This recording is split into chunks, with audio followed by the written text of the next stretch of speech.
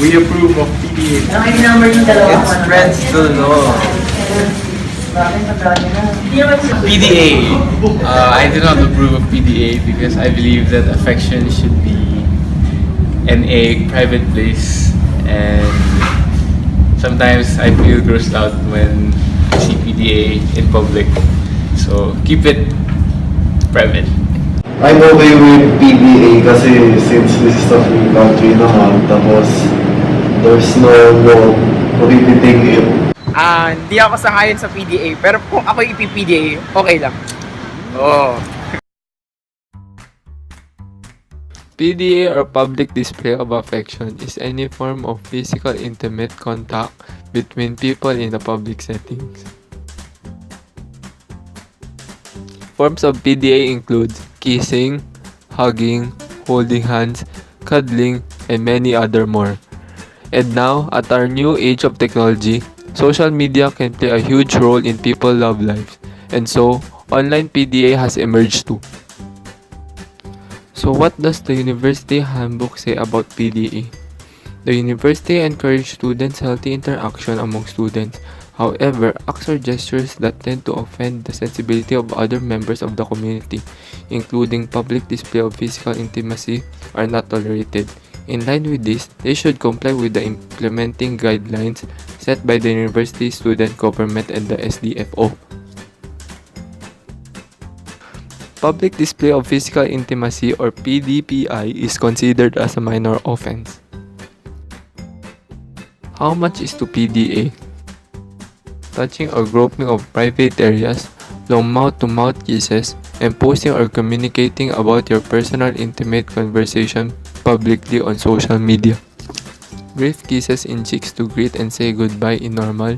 Holding hands and having a shoulder on someone is also normal to display affection. However, it is not acceptable if it encourages traffic in a crowded place.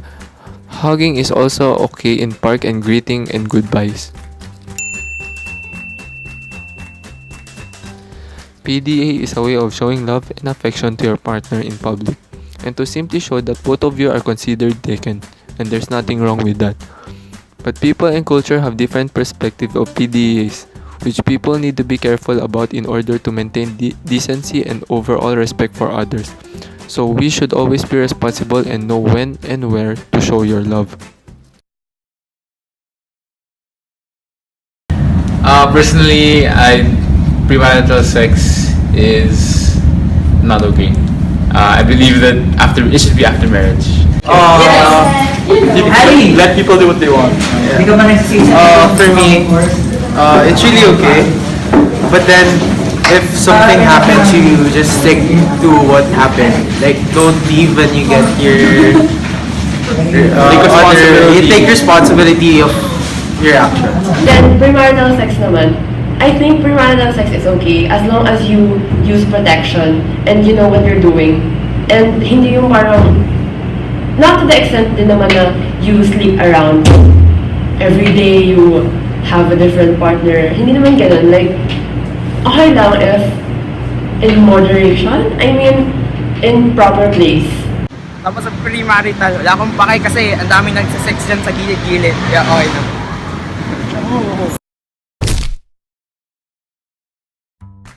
How does the church see premarital sex? Premarital sex is selfish because we never think about the consequences it can have to the other person's emotions, health, and well-being.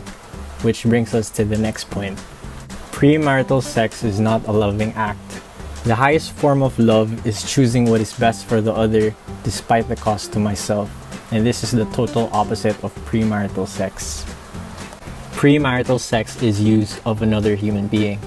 John Paul II said, using another person as a means to an end, in this case your pleasure, and not as an end unto themselves, is the opposite of love.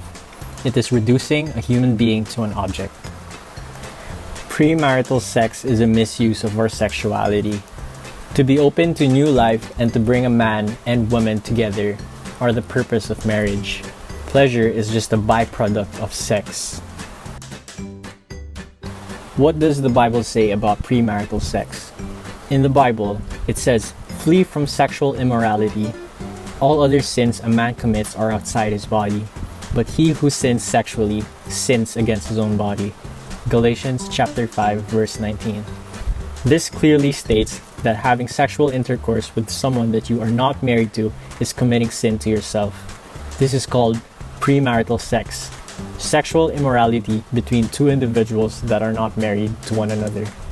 Adultery and premarital sex both have the same gravity of sin. The only difference is that adultery involves married individuals and premarital sex is between two unmarried individuals.